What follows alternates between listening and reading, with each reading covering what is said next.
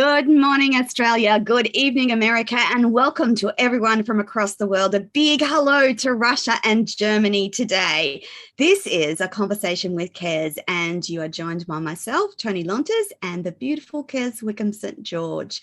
Now, before I get on and introduce our beautiful guest to you today, just a reminder, if you're watching or listening on Facebook, YouTube, Twitch, Twitter, and LinkedIn, Payo is waiting to take your comments and to forward you the links to anything that we talk about today, in particular, Lisa's children's books. Now, I'll be talking a little bit about that later, but what a great Christmas gift for the kids.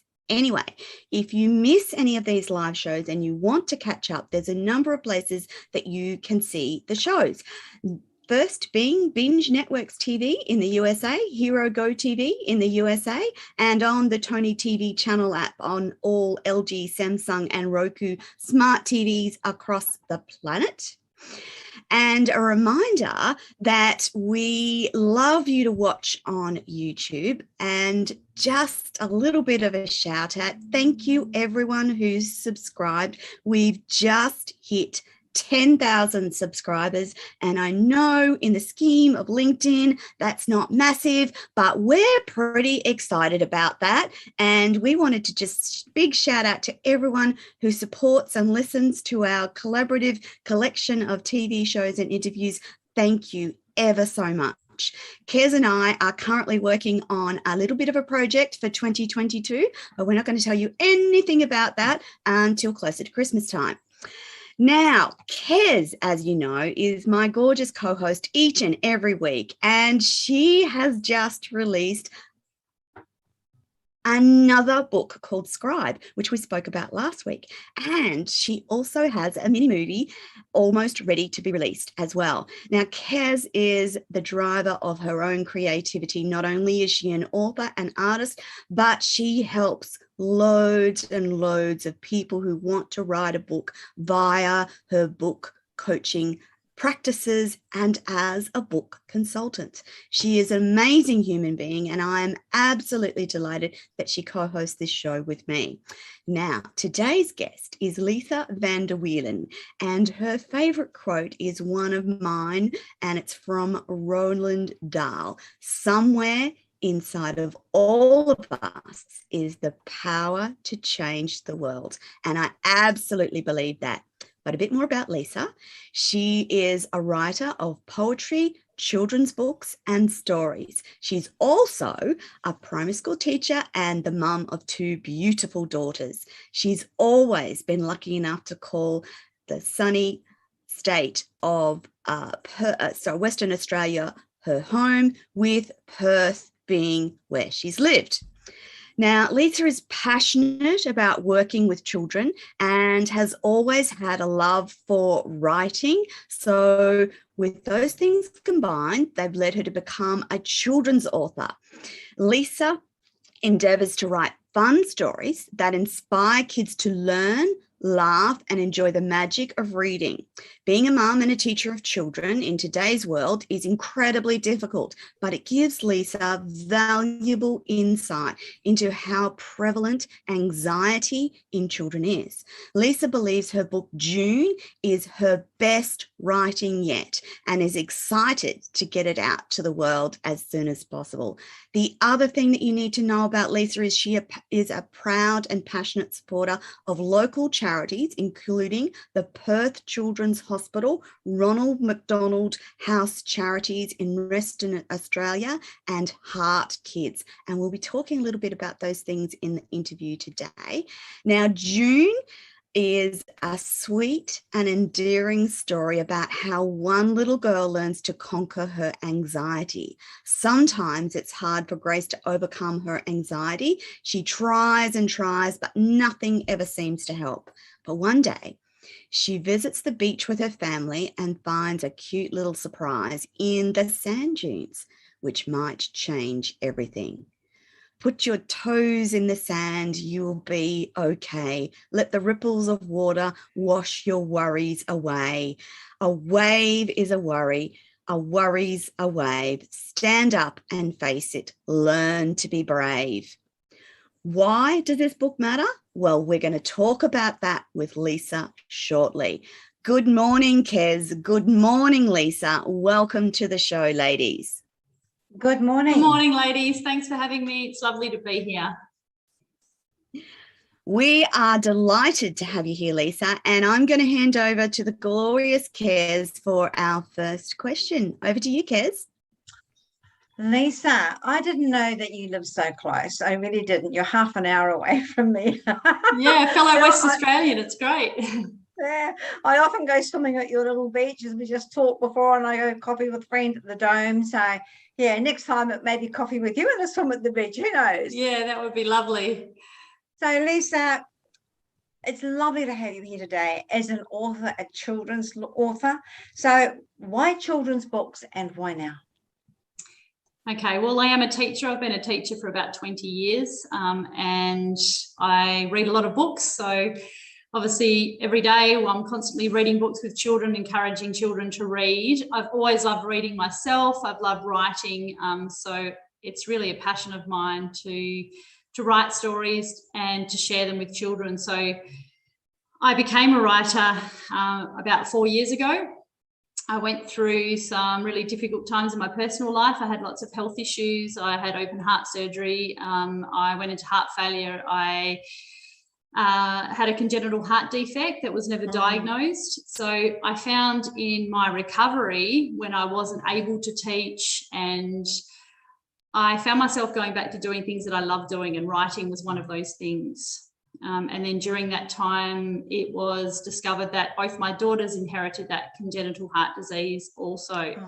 So it then became a passion of mine to write, to then give back to these children's charities. And that's also a reason why I have chosen to donate part proceeds to charities like Heart Kids Australia and Ronald McDonald House Charities here in Western Australia, where I've done some work for them. I've written a book about their resident dog, Gus, where all of the proceeds go to Ronald McDonald House WA. So I guess there's a bit of a backstory into how I became a writer and why I write for children, but I guess that there's a lot of purpose there for me and it's very meaningful. And I feel like if I can write stories that children enjoy reading and that have a nice moral message to them, then it's actually an honour. So, yeah. It is. Yeah, it's a big honour. Yeah. Good on you. Thank What you. about, you got another question for Lisa, Tony? I do, Lisa. In talking about your heart issue, how much of a shock was it for you and the family to discover a congenital heart issue that raised its ugly head in the middle of life?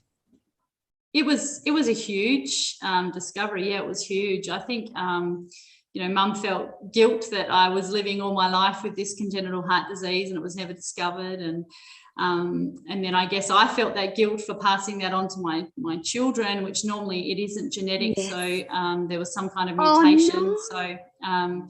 So we've been under genetic specialists and things like that. So, but it's all been a learning curve. And I think for me, it's been about turning something that I've gone through into something positive. And if I'm able to then support other families and help out these charities going through things even more difficult, then it's a positive. So yeah, exactly. Lisa, if you can turn something around from a difficulty into a positiveness, you're winning. Yeah. Lisa, what were the symptoms that manifested in you firstly? And then when you discovered that the girls had the same genetic mutation, have they had symptoms? Do they have to have treatment? So they're monitored. They're under cardiologists here and they're being monitored.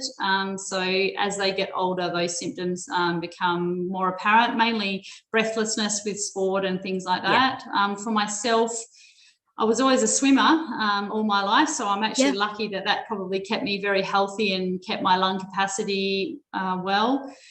So those symptoms for me as I got older were more breathlessness, even just a bit of swelling, heart palpitations and things like that.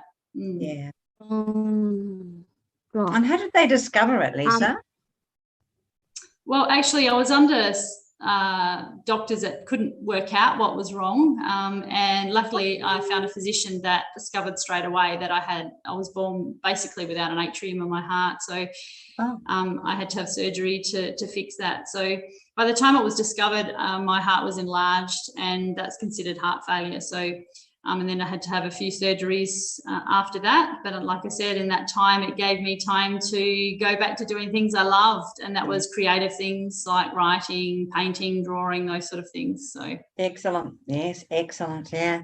You sound like me, because I haven't got heart problems, but I do all those things as well. Once I was diagnosed with rheumatoid arthritis, it was like, you know, you go back and you think, what are my loves in life and what are my passions? Yeah. And it's finding that purpose, isn't it? Yes. And I think for me, my purpose has always been to help others, and being a teacher, I love working with children. So I felt like it was a calling for me to write stories for children. Yes, I agree. Good on you. I can just see you actually sitting up there writing away, sort of plumped up with pillows, thinking, what's wrong with me? Nothing. Yeah. Lisa, in thinking about your teaching, and you've been a wonderful teacher for a long time, I was thinking last night about you in this interview, and I'm wondering, from your perspective, have you seen a rise in anxiety in children, particularly the children that you teach, and what do you think that's related to? Yeah, a huge increase in anxiety. I mean, out of a class of 30 students, I would say at least a quarter of those are suffering with some kind of anxiety disorder. And I think in the recent years, it's become really apparent for many reasons. I think the first would be technology is obviously a big contributing factor, social media. Definitely.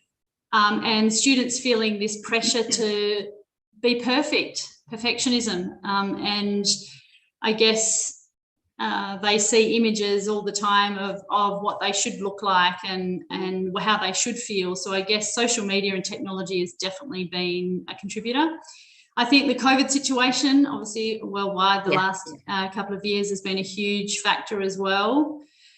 And I think society has changed. We have parents both working. Our lifestyles are very, very different.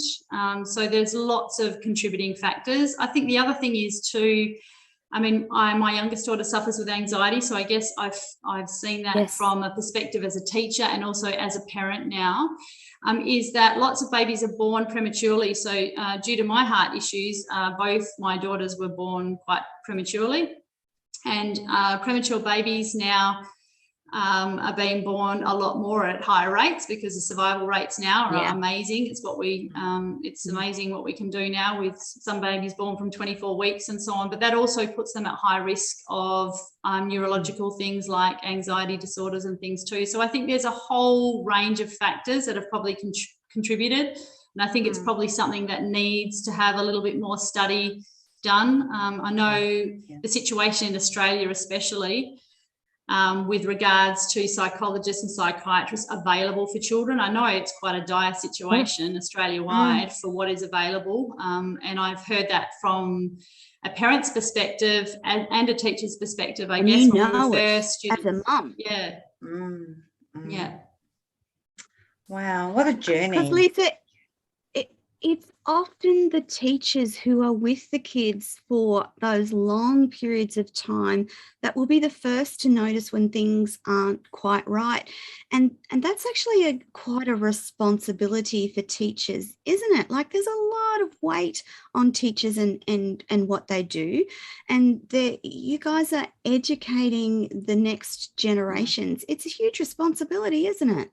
Yeah, it is. And the way a child is at school is often very different to how they are at home as well. So I think that education now is, or it always has been, it isn't just grades, it's educating a person's health, and mental health is a huge part of that. So I think to be a good teacher, you have to have the children's mental health number one priority, because if they are well mentally, then they're ready and able to learn. And if they're not, and there's other issues and things going on, then you can't expect a child to take in that information and to learn from it. So I think that a lot of people that aren't educators don't realise how much we need to, as teachers, encourage good mental health strategies and mindfulness and all of those things that I think need to be adopted more in our education system.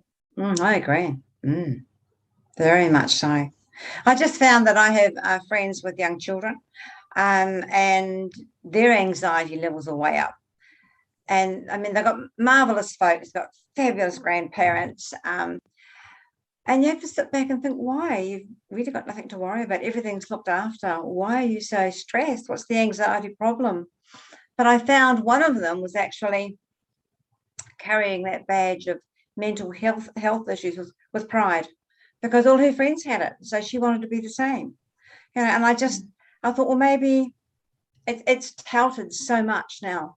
You know, mental health problems, it really is out there, and I think the kids can pick and choose what they actually have, you know, until it's actually discovered, you know, and gone into and by a counsellor or psychologist. We really do need the experts on our side to find out exactly what the kids have got. And I think with today's world, I mean, look at the technology with all of us being able to speak the way we are now, using this technology. So in some ways we are more connected than ever. However, I feel that children today are often more disconnected than ever, because even though we're connected digitally, they aren't connected in a sense where they are able to express their feelings and talk about things that might be on their mind and actually build meaningful connections with people. So I think maybe that's one positive thing that's come out of COVID too, is forcing that connection and getting to know someone and going back to doing things with family that is so important. I agree. Totally agree. Yeah. Absolutely. Definitely. So, Lisa, sorry, Trina, go ahead. No, you go, Kez. Okay. Happy for you. Okay. So, because you've seen an increase in this anxiety, specifically in the children you teach, and it presents itself to you as you're teaching, how do you cope with this when you go home, when you're on your own? Well, I guess then I have to adopt those mindfulness strategies and find things that allow me to switch off as well, because often I'll be worrying about students' well-being, and I could go on my computer and I can email and I can continue to do work, but it's really important for me to look after my mental health also. So obviously writing and doing creative things are a huge part of keeping that mental health. Being near the water, going to the beach and swimming is another thing. So it's just finding and that's what I encourage my students to do, is to find those things that make them feel relaxed, make them feel like they are being mindful and they're focusing on themselves. So yes, yeah, I agree. Totally agree with you. Got to look after ourselves first, and then can we serve other people. And I guess, I mean, what you're doing is serving other people. You're teaching their kids. So it's very important that you remain on top. Yeah.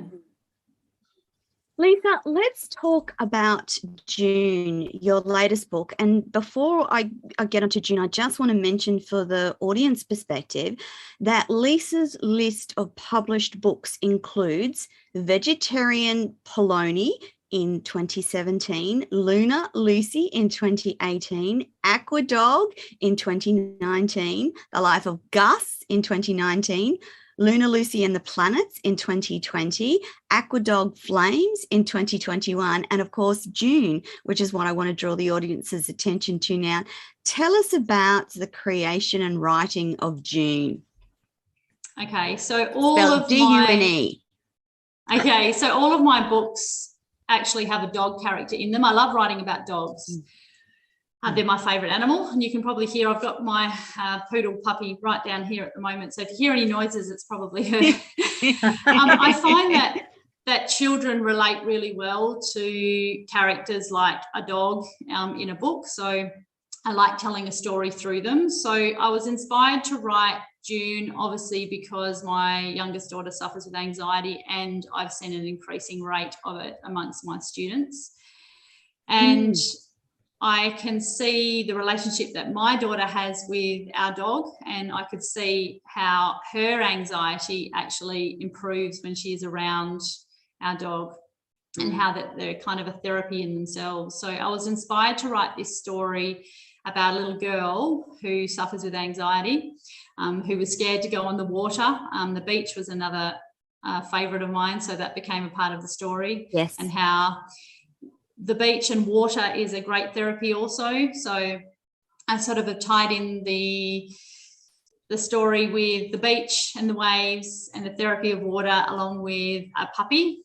And I think it's probably my best writing yet. All of my stories I write in rhyme, but this one isn't in rhyme, but there is a little rhyme in it. I heard you read it before, so yes. Yeah. It's very Kids it's love very cute rhymes, poem. don't they, Lisa? Yeah, they do. I think they remember them, and it's an easy way for them to learn. So, yeah. So, And Lisa, that might also help their anxiety too, if there's a little rhyme that they repeat in their mind when they're anxious. That leads to might lead to a calming effect on them as well. Yeah, absolutely, because there's sort of a rhythm to it. It's a bit like, so music is another great therapy as well. Yeah. Yeah, I agree. Music's great. You should put that little rhyme to music and have it playing as the kids, every so often, just play it so the kids can stop and jingle along with it. It'd be great. Yeah. Yeah.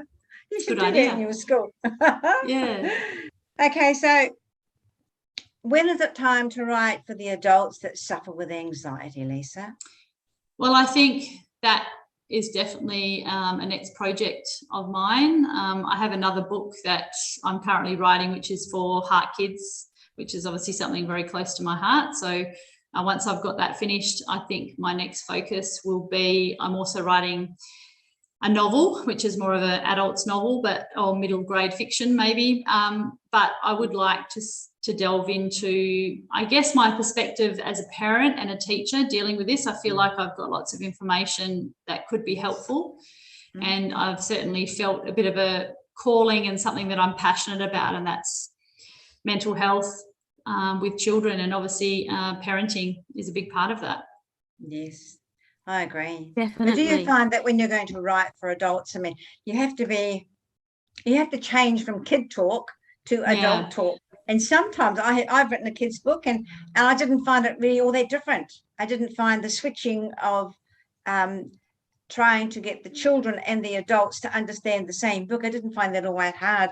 I found kids are so well prepared today because our teaching system is very different, but they learn differently too. And I sort of put that down to a little bit of anxiety as well, because they learn so fast. It's all just jammed in there, especially with digital work. You know, they're working online from school and that. I just find, I don't know. There's just something in the air that says, you know, something's got to stop and everybody's got to take a big breath. I think COVID did that.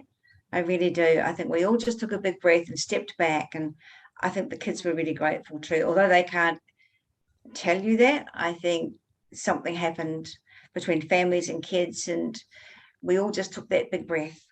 Yeah, definitely. We live in a very fast-paced world, and I guess if there's a positive we take from what's happened, it's to take that step back and focus on what's important in life. And obviously that is love, relationships, connection, and family and friends. Yeah. Yeah. And I've got so many friends that have said to me, although this may sound weird, I wish it was back to COVID again, because there was 6 weeks of total peace, just me and the kids and Dad at home playing. There was nothing else to do but play. I mean, you could work online. I mean, most of us adults took work home and we worked online, but Mum and the kids were playing. And how important is that for a relationship? And even in your books, you know, the little rhyme you've got there, the little jingle, it's a playful thing. You know, when Tony was reading it, I was actually sort of thinking, oh, that's quite cute. Actually, I could bop along to that. So, yeah, it is. It's gorgeous. So well done. I still think put it to music and play it every half hour in the class. Get the kids to tap along to the music. We do use a lot of we use mindful music. The school that I work at, we do a lot of mindfulness. So we have that mindfulness time every day for 10 minutes. So and now Christmas is fantastic. Well, Christmas is, as so Lisa was saying, is sort of you can't really talk about it in school anymore because of the different religions. So if you just put that on, make it a Christmas jingle. Yeah. I might have to employ you to write the music then for me. Yes. Oh, I don't write music. No, it would come out like I play drums, and you don't put that to drums. Yes. No, you never know. Lisa, in talking about June, you're doing something a little different with this book, and we're calling it a Kickstarter project. Can you tell the audience about why Kickstarter and why with this book, June?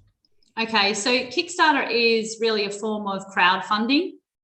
And I know that even myself in the past, I've been reluctant to back Kickstarter projects because you think, well, where is my money going? What happens if that project doesn't go ahead? But basically, because my books are self-published, so I write the books myself, and then I seek out an illustrator for my books. So then I have to pay an illustrator, and then I publish the books myself. So I take on all of those costs before I can publish and get that book out to the world. Yes. So because I'm really passionate about this story and feel that the sooner I can get this out to the world, the better, I have given a go to start a Kickstarter project. So basically people can pre-purchase the book, and we've got some little rewards in there, like colouring pages and all sorts of things, digital copies of the book, author teacher resource pack for anxiety, and people would receive their books in February. So I can guarantee that people will get their books. So I'm really wanting people to get behind this project so that I can get this book out to the world. And I guess the more backing I get for the project, the more I can do with the book, the more accessories and things I can do for the book. Like I have little dogs characters that I've got for some of my other stories, so I'd love to be able to create those for June also. So that's why I'm running the Kickstarter. Lisa, the audience probably doesn't realise, so both Kez and I are self-published authors. That means we use our own money to get the book out to the public. I'm not sure that the greater, wider audience realises that that is the way in which most authors publish nowadays, is to do it themselves. And that has a financial cost for each of us. Absolutely. And if we don't support authors, particularly in the different ways that they try and fund publication of their books, we won't get these amazing books out into the world. That's right. And if that starts to happen, the world is in a much worse place, because we don't get to read these stories. We don't get to read these stories to our kids. And I was thinking, when I had a look at their Kickstarter program project, and for those listening to, the links to Lisa's Kickstarter project for June will be in the talking notes. And as we're talking, for those of you listening live, Payo will put the links in the comments so that you can readily click and pre-order those books. I was looking at it yesterday thinking, oh, that's going to be what I'm going to do, that as one of the gifts for my grandson who's 5. And so that he starts to have a knowledge about mental health even from this early age. Because if he has a knowledge and understanding, he won't be like his nana, i.e. me, that doesn't do anything with their mental health until they hit 40 and have a breakdown. I don't want that for our kids. I don't want that for my grandson's generation. I want them to know and understand that it's okay to have an issue, that it's fixable, that you can work with it, and that you can have an amazing life despite of it. And it shouldn't carry the stigma that I suffered from because of anxiety and depression all of my adult life. It needs to be accepted as high blood pressure is. Like, nobody blinks if you say I've got high blood pressure. Nobody blinks if you say I have to take medication to keep my blood pressure down. It's an accepted and normal part of life. That's what we need to be. That's where we need to be with mental health, isn't it, Lisa? Yeah, definitely. And that's why I'm so passionate about getting this story out to the world, because I feel that anxiety is really something that all of us have, because it is a worry. So we all have worries. Some of us have more worries than others. Some of us have better coping mechanisms than others. Some of us are more genetically predisposed to anxiety and things like that. But yes. I can get that message out to the world that we all have worries of some kind, whether it's a fear of something, whether it's a fear of sharks or the beach or spiders or insects, or whether it's worrying about mum and dad, or whether it's worrying that you aren't going to be perfect enough. We all have worries and anxiety. So I think if we can get that message out to children at a young age to know that that's actually a normal part of life, and it's part of building resilience and being honest and open and communicating about it, then I feel that if I can help children and help them adapt some strategies early on in their life, it can help them throughout their life when they go into high school, when they get older. If they already have those coping mechanisms in place, it's a big step to coping with the resilience of life, isn't it? Yeah, it is. It Definitely. is very much so. And that's the last 2 years if the last 2 years have shown us anything, that nothing is guaranteed, and we need to be building resilience into our children so that big things that happen in life, like a pandemic, doesn't completely destroy their thoughts around the wonderfulness of life. Yeah. Yeah, you can hear my dog barking in the background. And also, Tony, going back to what you were saying about publishing books and self-publishing. Yes. My first book was actually published traditionally, so I've been down both paths. Okay. So that book was published through a publisher, and for those that aren't aware, it's about 15% that you earn as a royalty through a publisher, and you have very, very little control over that book, how it is illustrated, how it turns out. Correct. So that then led me down the path of self-publishing for my future books, because I felt that I wanted to have more control over what I wanted the books to look like, how they were illustrated, who they were illustrated by, and so on. So I think that's the way a lot of authors are going these days, especially now that we live in a world where it's print on demand. Yeah. I must have the publisher from heaven. Yes, Kez. I was just going to say, then there's other people like Kez who have the publisher from heaven.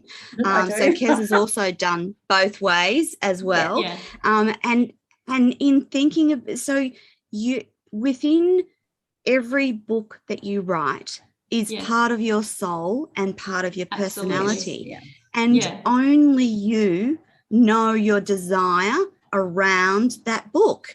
And so that's where that whole creative journey sits, is with you. And it doesn't matter how amazing most publishers are, with the exception of Kez's publisher,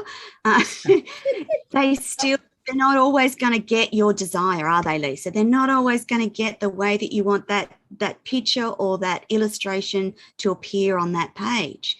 That's why so many authors self-publish, is because they are passionate about the way their book feels, is printed, is formatted, is edited, all of those things that go into a book. And it should be your creative journey and your vision versus a publisher. Except I'll throw to Kez now, because then she can tell you what her publisher in terms of books does. I think it's also that you can choose who you collaborate with as well. Like, I have collaborated with some amazing illustrators. So DUNE is illustrated by Alison Mutton, who is a West Australian illustrator. She actually illustrated my Aquadog series as well. So self-publishing allows you to choose who you collaborate with, and also it's a time factor. So Some of my stories Yes. I could have pursued through getting published traditionally, but I was told it could be at Yes. least 3 years, up to 3 Yes. years before my book gets out there to That's the world. right. So for me, especially with this book, DUNE, I want to get it out to the world as soon as possible, because I feel that children of today need to read a story like this. So I don't want to wait to get it out there. So I guess this Kickstarter project is going to help me get it out to the world and get that book published. I certainly hope so. It sounds like it's a wonderful book. I hope it gets out there very soon. I mean, I haven't read your books, Lisa. I didn't know of you until Tony introduced us. And I mean, I don't know every author here in WA. There's thousands of us here. COVID has really brought them out of the woodwork. So, yeah, and I'm meeting more and more. I mean, I'm not a great one for networking because COVID stopped that. And I found it really hard to start those wheels again, to go out and network once more and meet a lot of people. But I wasn't the only one. I found, you turn up somewhere, there'd be 3, but there used to be 30.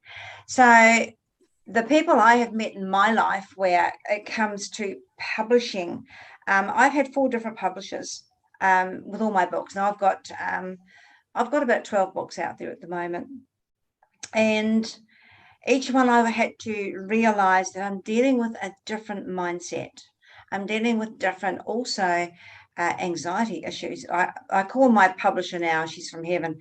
She doesn't seem to have anxiety. She's got 6 kids and doesn't seem to suffer with anxiety. And I think, how do you do it? I mean, I've got 1 grandchild running around now and again, like, I'm full of anxiety. So anyway, with my very first publisher, it was a nightmare. Now he was traditional. He was going to pay me. And that's where people like, not like us that have had the experience, but people that start off writing, they need a mentor that says, well, it's not the dream you think it's going to be. We're not all Harry Potter authors. We're not all, Jane Talbot authors. We're not. We have to get the recognition before our books are bought. And the way to do it is on places like this, putting yourself out there without having to go into a room of 30 people and hand your business cards around. This is the way to do it. It's your publisher is very, very much has to be hand in hand with you. So I haven't had my first experience with publishing was a shocker. It was awful. And I thought, if this is what being an author is all about, I don't want to do it. But the writing, the creative bit was still there. So then I found another one. There were 2 guys in England. They put me right through Europe at no cost. Now, you couldn't ask for anything better. So I went right through Europe with one of my children's stories and one of my paranormal stories. And then they got so popular, closed their doors. And then what do? Because you've met someone that's doing what you want them to do, then what do you do? So a woman knocked on my door, and she was local. She lives here in Rockingham. I want to be a publisher.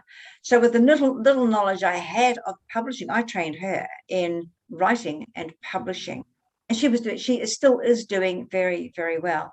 But what arrived out of her journey in publishing was chronic anxiety. And you wouldn't have thought it, because she was a mum of, I think, 4, happily married, beautiful home, everything. Husband was fully employed. She was now employed, and you think you've got it all, but she didn't, because the DNA in her system erupted, and it was all too much. So she kept passing out, and then we found out she had heart problems as well, which hadn't been recognised as a child. So she'd gone all through her life. She'd be at a meeting and she'd suddenly she'd get these blue lips. And I'd say, "You all right?" And she'd go, "Yeah, I'm fine. But I knew she wasn't. She'd get heart palpitations. So like you, she was an adult and it had their 4 kids before it was discovered.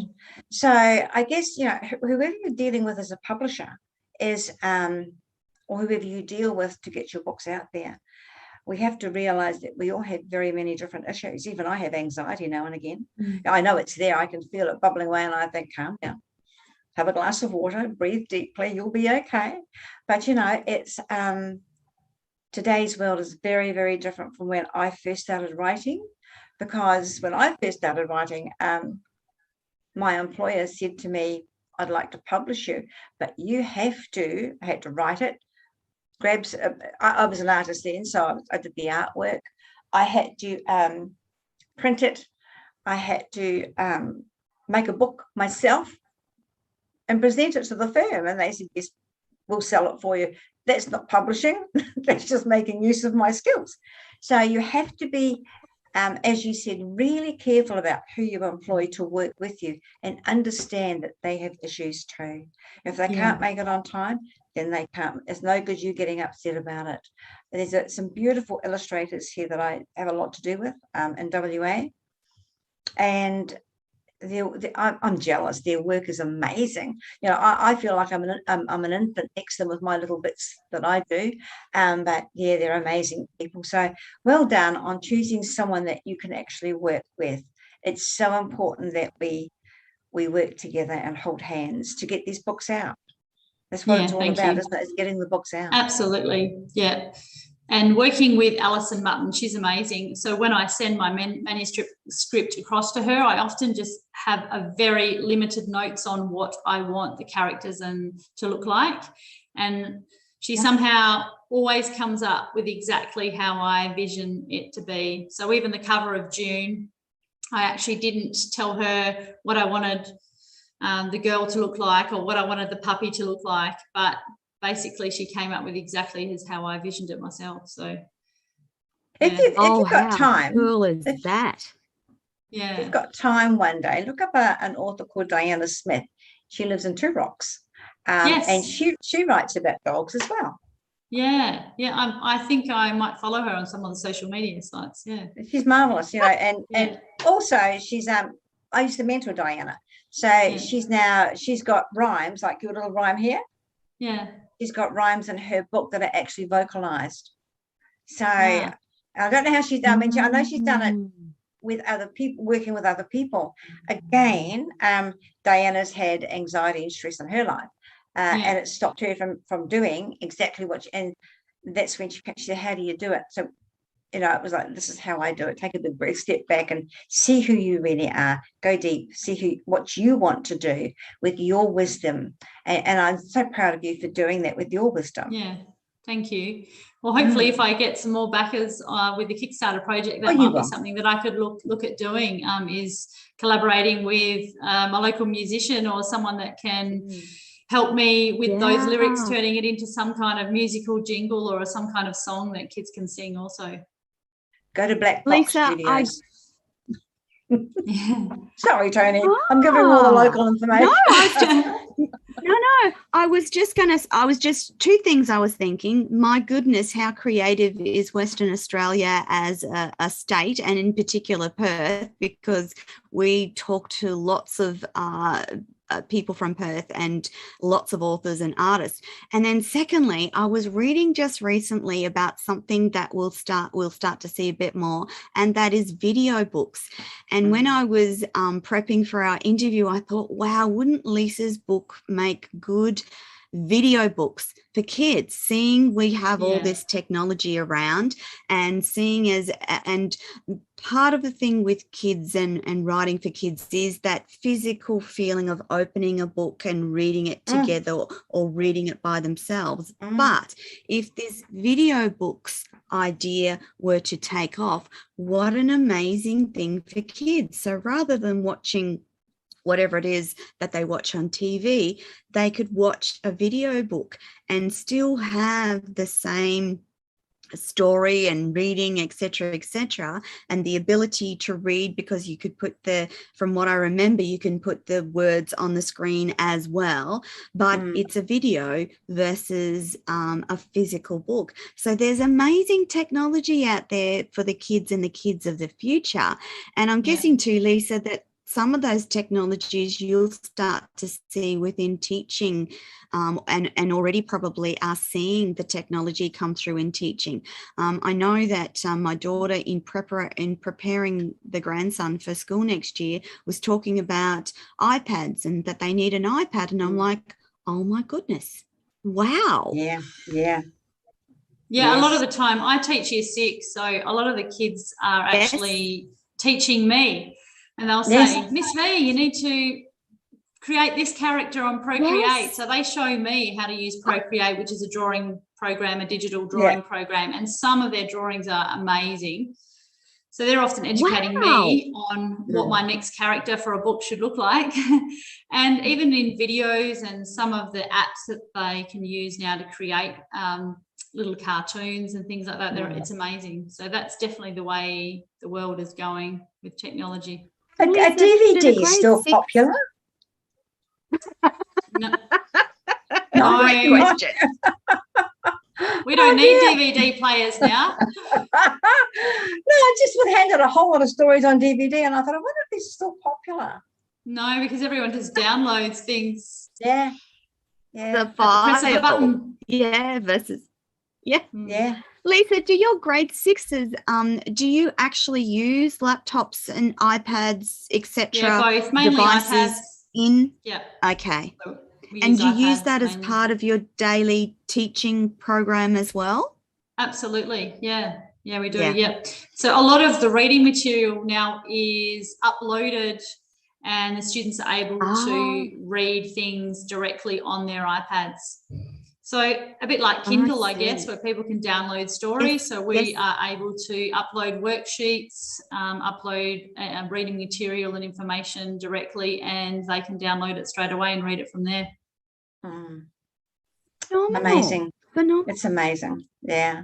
But I still think there is something beautiful about a child. You know, do you remember, I don't know if you would remember them, Lisa, but I used to have pop-up books. So I'd open the book and the picture would actually pop up. And I used to be, and I thought, I can't believe that the children have lost that surprise at seeing a picture that pops up at you. I can't believe it. We're actually going to have a go at doing that with my students this week with some pop-up Christmas cards, because I was actually thinking about that. Yeah. Because when I was in Singapore, that's what they were selling them on the street, pop-up cards, and I bought heaps of them. You know, and when my friends got them when I got home again, it was like, that's amazing. So it's going back to 1950s, 1960s with pop-up books and singing books. You know, open the old book up and something at the back went click and this little silly voice would start singing to you. And I thought, has that all been lost?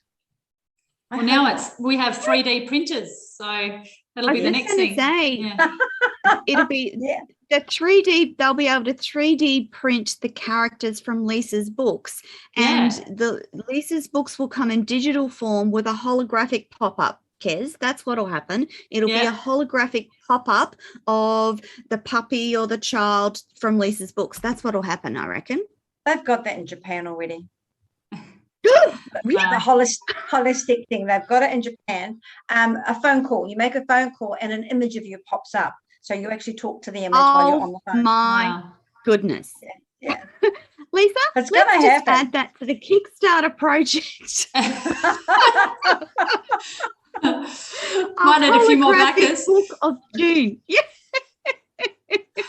Lisa, before we run out of time, we've got 5 minutes left, but I just want to really make sure that people jump onto the Kickstarter project, because I just want you to quickly run through the additions as part of that project. So what they get besides the book and the resources that you've attached to DUNE for helping teachers and parents with anxiety. Can you run through that again for me, please?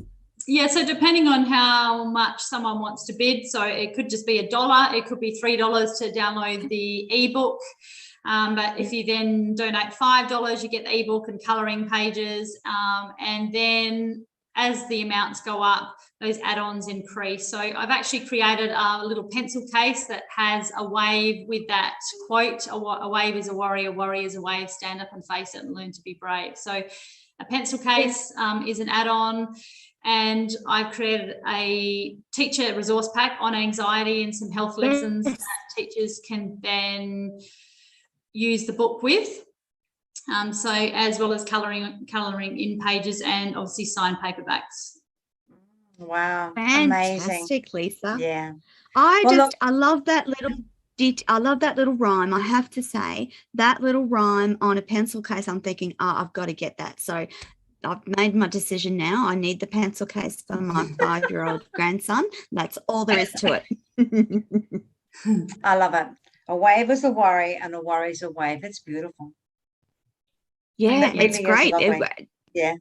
It's just an analogy, and I know the beach. I know the beach for myself. When I go to the beach, I love swimming and I love being in the water, and I guess I feel it take my worries away when I'm there. So that was a little bit behind how I came up with the idea for it. Nice. Making a magnetic sign on the side of your car. Have all your details there as well. So yeah, well, that might be drive, things that I can add to the Kickstarter, little fridge magnets and sorts of little accessories. It would be great to get a little dog made up. This is the one from Gus, Ronald McDonald house, but I'd love to get a little DUNE puppy made up like this also. But again, it'll depend on how much backing we can get. Kids love that stuff, number one. And number two, it helps them to ingrain in their mind like a jingle, such as a worry is a wave, and it helps it stick in their brain. And if you can do that as a young child, that'll last them through to adulthood, won't it? Because some of those jingles that we learnt in kindergarten, we can still recite without too much issue. And that's when it started, when we were young children. And so I see the power of your books, Lisa, in helping ground some of that information into a child's mind. So well done, you. Thank you. Well done. Yeah. Thanks. I want to see more of you. I want to see your books in bookstores. Yeah, thank you. Thanks, Kez. Yeah. You'll get there. Lisa, currently the other books, where can they buy all the other books outside of DUNE? Where can they buy them? So they're available on Amazon. So all of them are available on Amazon and most online bookstores. There are a couple of local bookstores. New Edition in Fremantle, I know, stock my books occasionally. So it's hard to get them in store in local bookstores because unfortunately it's mostly online these days and printing on demand. So that will be the next step, but hopefully I can get lots of copies of DUNE in store in local bookstores. That would be a big job. I wish you well. Thank you. And again, for people listening today, the link to Lisa's Kickstarter project for DUNE will be in the live listening notes. Wherever you're watching this video of the show, it will be in the notes attached to the show. And failing that, TonyLontis.com and look under guests, and you will see Lisa's information, all her books, and all the links as well. So a number of ways you can connect with Lisa. We've also got Lisa's email address. If you want to email her personally, I'm sure she would love to hear from you, love to hear words of encouragement, and particularly considering that a lot of Lisa's books are either donate directly to heart kids, kids hospitals, and helping kids in lots of different ways. Lisa, I know we talked earlier, and just quickly, you have had those initial thoughts around writing for adults. Do you think we'll see an adult book in 2022? Absolutely, that's the aim. I think I have a big story to tell myself, my personal life and things that I've been through. So I'd really like to get my story out to the world and how I guess I've overcome adversity and tried to turn that into a positive. So I'd really love to get that story out to the world. Yeah. Fabulous. And you'll promise us that you'll connect with Kez and I again when you do an adult book, because we'd love to have you on the show again to talk about that. Again, with the book in both hand. of us are very, yes, absolutely. Yes. Maybe I have to collaborate with Kez to get that out to the world, to get my You're writing welcome. out to the world. I was just... Absolutely. I was just going to say, if you've need to talk to Kez consults and mentors, and she is really beautifully brilliant at that, as well as writing really, really well. There are huge numbers of authors that we've talked to that have either started with Kez, continued with Kez, or taken their book completely through to publication with Kez's help. So I encourage you to do that. And also any of the audience that's listening, and since we're talking about books and publication and the difficulty for authors in getting their books out there, we don't ever want to have a world where it's difficult for authors to write, publish and get their books out to the world, because once that stops, we have a very worse off world and a very unprepared humanity. Books and stories are important to humanity and the continuation of humanity. Girls, we are out of time completely. Lisa, thank you so much for your time. We really appreciate it. Kez, my gorgeous co-host, thank you once again. You're welcome. Audience, that's your lot for this week. Please don't forget to jump onto Lisa's Kickstarter project and let's get DUNE published and out into the world as quickly as possible. Lisa, we look forward to talking to you again in 2022. Kez, thank you so much. And that, my friends, is your lot for this week. See you all again next week. Thanks, Lisa. Thank you. Thanks for having me. Bye. Bye-bye. Bye.